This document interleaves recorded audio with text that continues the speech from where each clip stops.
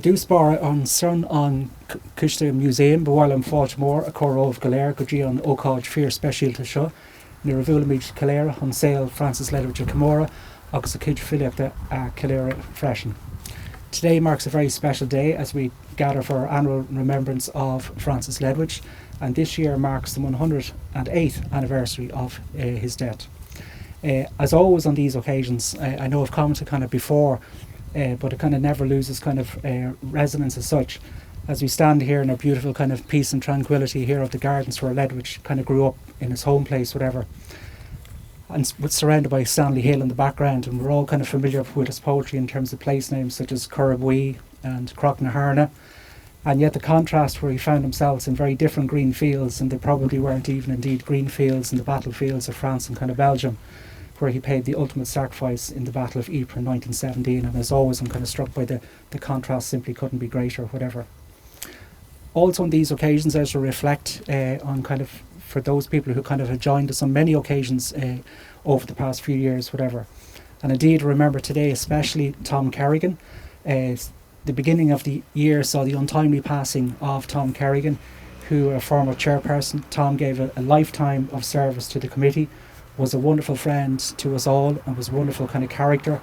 He played a central role in organising and planning many of our Ledwidge Day events here in the garden, and indeed with his natural kind of good humour and wit and grace, he was a far better MC than I ever will be at many of Ledwidge Day events over the years, and we miss him kind of very much. He was a great friend and colleague to us all, and he's very much in our thoughts on this occasion today.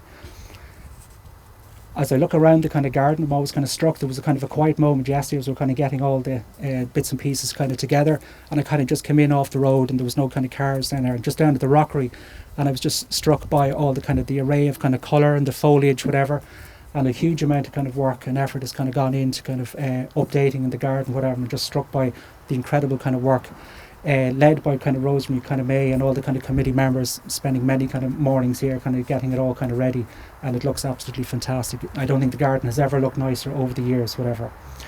I'd also like to pay special tribute to a few people. Say a few thank yous to making today kind of possible.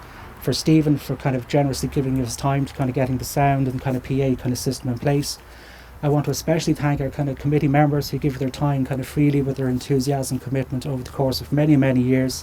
We're getting kind of smaller in number, so as I kind of look around, and if there might be anybody who might like to join the committee, we'll certainly have an open door for you, and we'd love kind of people to kind of come on board, whatever.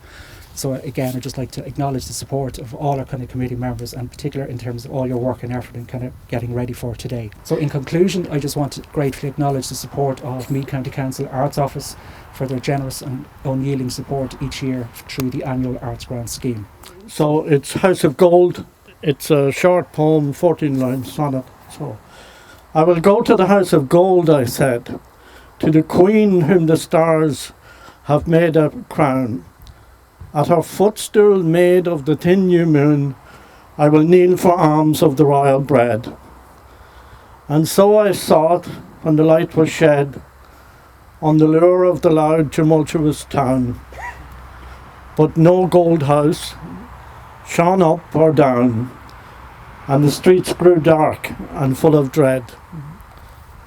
So I sought no more for the House of Gold, and turned to the hovels poor and mean, when sudden trumpets divided the night, and I saw where only a star showed light, the House of Gold and the star-crowned Queen, and the Lamb of God in his shepherd's fold. And it's the Shadow People.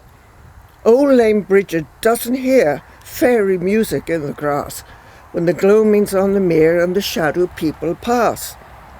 Never hears their slow grey feet coming from the village street just beyond the parson's wall, where the clover globes are sweet and the mushroom's parasol opens in the moonlight rain. Every night I hear them call from their long and merry train. Old Lame Bridget says to me, "It's just your fancy, child." She cannot believe I see laughing faces in the wild, hands that twinkle in the sage, bowing at the water's edge, where the finny mirrors quiver, shaping on a blue wave's ledge, bubble foam to sail the river, and the sunny hands say to me, beckon ever, oh, I would be wild and free, and with the shadow people be. Well done. To Matty Magoonan, who came one day when we were all gloomy and cheered us with sad music. We were all sad and could not weep, because our sorrow had not tears. You came a silent thing like sleep, and stole away our fears. Old memories knocking at each heart, trouble us with the world's great lie. You sat a little way apart, and made the fiddle cry. And April with her many showers came laughing up the fields. White wings went flashing through the hours, so lately full of pain. And rivers full of little lights came down the fields of waving green. Our immemorial delights stole in on us unseen. For this may good luck let you loose upon our treasures many years, and peace unfurl our flag of truce to any threatening fears. This is the letter. How are you this 100 years? I know trouble has lain against you like an incubus, and I feel for you and many, many times. I hope you're in good cheer again. I wish you could call a cabinet meeting of Bratton's Parliament and discuss terms of peace with the warring powers. Or has it been abolished and the old members fled? Christ, Matty, it's hard thinking on the old times, the pleasant Sundays when we used to open, spend and hopes with the entertain. Their memories follow me like so many nemesis, and I often feel like a reprobate who has committed his last sin and dare not hope any more for absolution. I am glad we are going to war. Now that's funny. I'm glad I'm going to war. It will cheer me up. It will dispel these thoughts which are at war with me so long. Eli Vahi got married. That was a great blow, perhaps the greatest of them all. I'm going to try for a day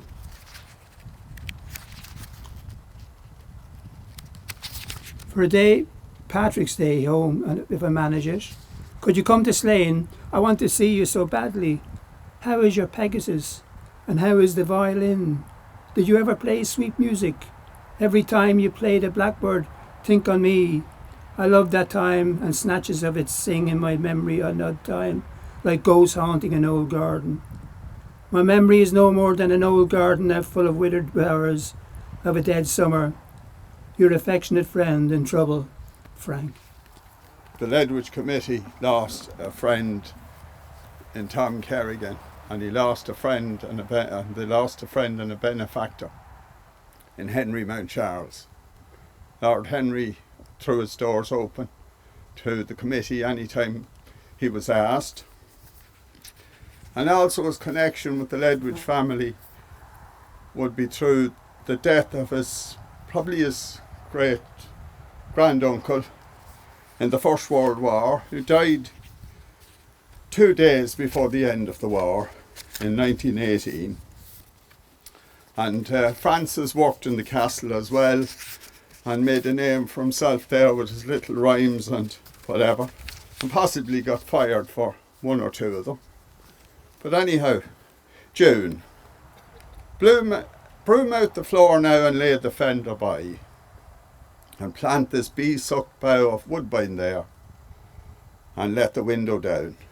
The butterfly floats in upon the sunbeam, and the fair tanned face of June, the nomad gypsy, laughs above her widespread wares, the while she tells the farmers' fortunes in the fields, and quaffs the water from the spithered people wells. The hedges are all drowned in green grass seas, and bobbing poppies flare like Elmo's light, while siren-like the pollen-stained bees drone in the clover's depth, and up the height the cuckoo's voice is hoarse and drunk and broke with joy, and on the lowland crops the crows make raid, or fear the clappers of the farmer's boy who sleeps like drunken Noah in the shade. And loop this red rose and that hazel ring, that snares your little ear. For June is short, and we must joy in it and dance and sing. And from her bounty draw her rosy worth. Aye, soon the swallows will be flying south, the wind wheel north to gather in the snow. Even the roses spilt on youth's red mouth will soon blow down the road all roses go. Thank you.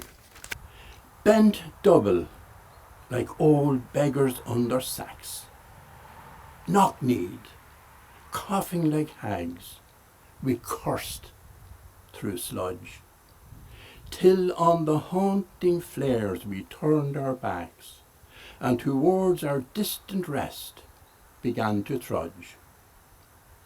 Men marched asleep, many had lost their boots, but limped on, bloodshot. All went lame, all blind, drunk with fatigue, deaf even to the hoots of gas shells dropping softly behind. Gas! Gas! Quick, boys! An ecstasy of fumbling, fitting the clumsy helmets just in time. But someone still was yelling out, and stumbling, and floundering like a man in fire or lime. Dim through the misty panes and thick green light, as under a green sea, I saw him drowning. In all my dreams before my helpless sight, he plunges at me, guttering, choking, drowning. If in some smothering dreams you too could pace behind the wagon that we flung him in, and watch the white eyes writhing in his face, his hanging face, like a devil's sick of sin. If you could hear at every jolt the blood come gurgling from the fraught, corrupted lungs, obscene as cancer, bitter as the cud of vile, incurable sores on innocent tongues, my friend, you would not tell with such high zest to children ardent for some desperate glory the old lie, dulce et decorum est pro patria mori. But he says, when I was young, I had a care, lest I should cheat me of my share, of that which makes it sweet to strive for life, and dying still survive, a name in sunshine written higher than lark or poet dare aspire.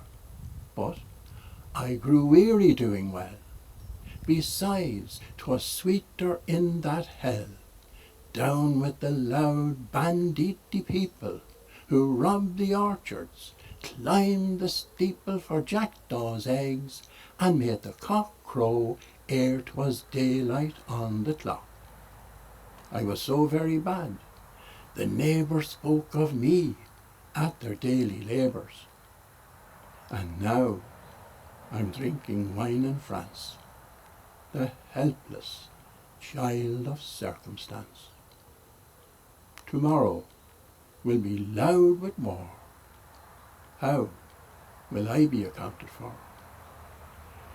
It is too late now to retrieve a fallen dream, too late to grieve a name unmade, but not too late to thank the gods for what is great.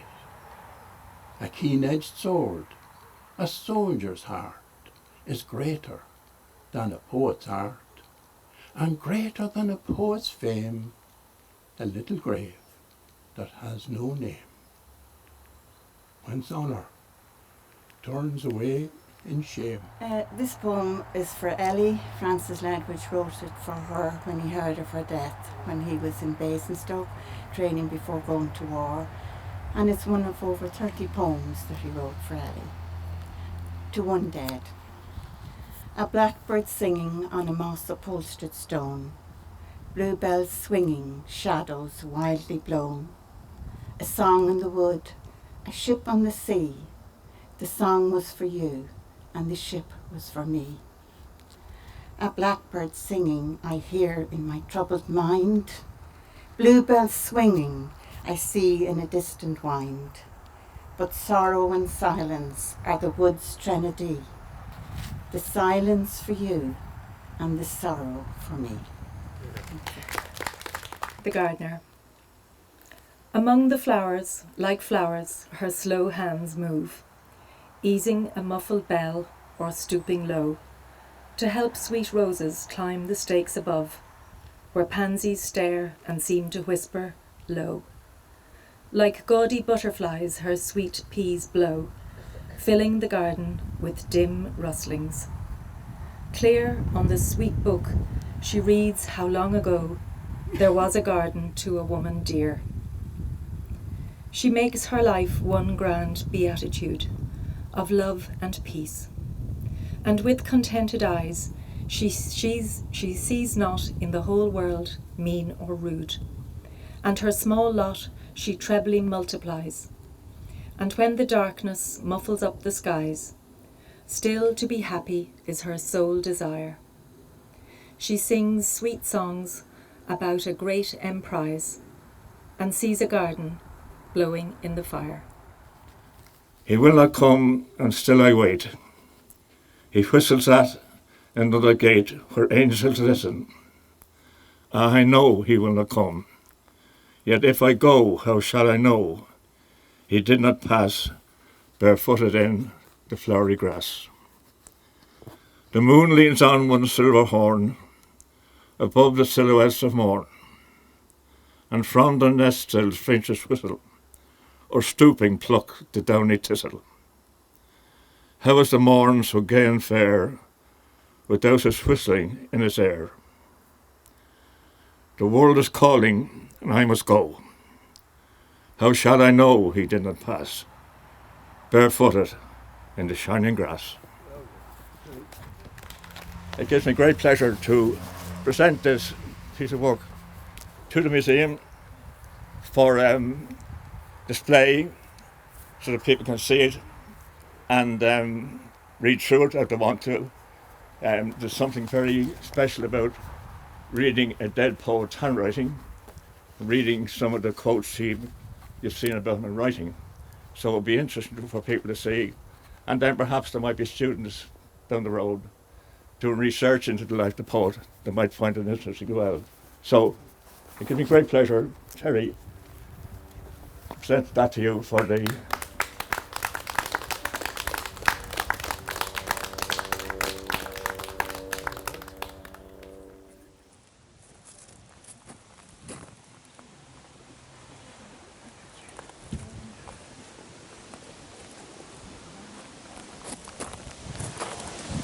This shall grow not old, as we that are left grow old. Age shall not weary them, nor the years condemn. At the going down of the sun, and in the morning, we will remember them.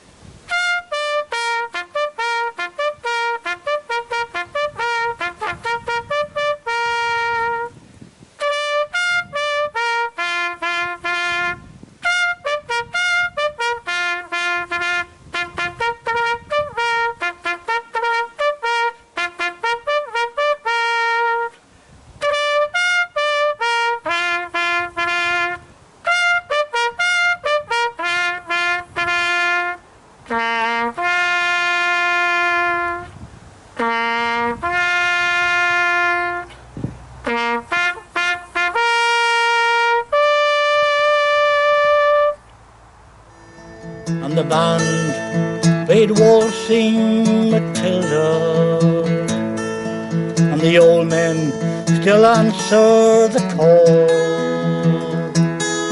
But year after year their numbers get fewer, someday no one will march there at all. Waltzing Matilda, waltzing Matilda, who'll come a-waltzing Matilda with me? And their ghosts can be heard as they march up to the Billabong. Who'll come a-waltzing Matilda with me? Thank you.